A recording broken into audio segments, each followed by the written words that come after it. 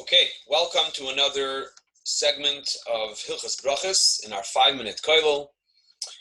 And the question we want to deal with is, are there any other restrictions on making a bracha in terms of one's physical state, as well as making a bracha when one might not be fully clothed?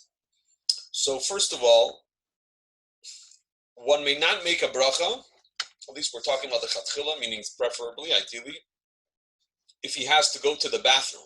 If a person has to go to the bathroom, they're not in the state of mind to be able to focus on the message of the bracha, the meaning of the bracha, and therefore it's ideal not to make a bracha under those circumstances. The pasuk is brought down. We say, and we even say it in our davening on Shabbos, Baruch nafshi es Hashem v'chol kravai Hashem kodshoi. All my innards should bless Hashem. So it's only appropriate for a person to not feel that they have to go to the bathroom at the time when they are making the bracha. Now, what about making a bracha in bed? Is it appropriate for a person to make a bracha in bed? And the answer is, of course it is, depending on the circumstances. So let's begin. When making a bracha when sitting in bed, it is preferable that one be fully clad in pajamas or a robe, or fully covered. So that's the ideal. Now, if one is wearing only a robe, oftentimes somebody takes a shower and they're in a robe or out pajamas, he should make sure that the robe is tied at the bottom. It's like tied in the middle, by the waist. Or he should press the material firmly against his chest to create a separation between his heart and his lower parts. This goes back to a principle that the Gemara already tells us about, which is that a person's libay, meaning a person's heart should not see the lower parts of the body. In other words, there should be some kind of separation. So if you have the belt of the robe which is tied, then that's good. If the robe is not tied, then at least hold down the material firmly between with your arms. Now, if he is clad only in pajama bottoms, trousers, or shorts, it's preferable that he cover the rest of his body with a sheet or a blanket before making the bracha. So ideally, a person should be fully clothed. But the advantage of wearing trousers or wearing shorts, etc., is that there is somewhat of a belt around the waist. Now, if he is entirely unclad, he should cover himself with a blanket and press the blanket against the chest. So take something and you cover yourself and you press it against your chest and you're able to make the bracha.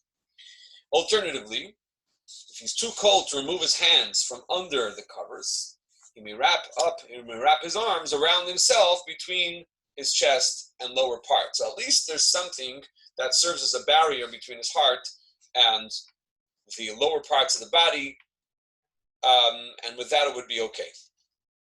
Now, what about making a bracha at a swimming pool? Technically, when we make a bracha while wearing a bathing suit, as I explained before, because the elastic around the bathing suit serves as somewhat of a barrier, serves as like a belt. However, it is preferable to make a bracha while fully clothed. If possible, one should don a bathrobe or a shirt or drape a towel around himself before making a bracha. If this is difficult, he is permitted to make a bracha in his bathing suit, since the bathing suit serves as a separation between the heart and the lower parts. So ideally, it's best if you take a towel and you put it around yourself. What about if you don't have that? Then b'di'evet, it's okay if you just do that and just try to, okay. Now, there is a halacha which we'll try to go into a little bit more, and that is with regard to modesty.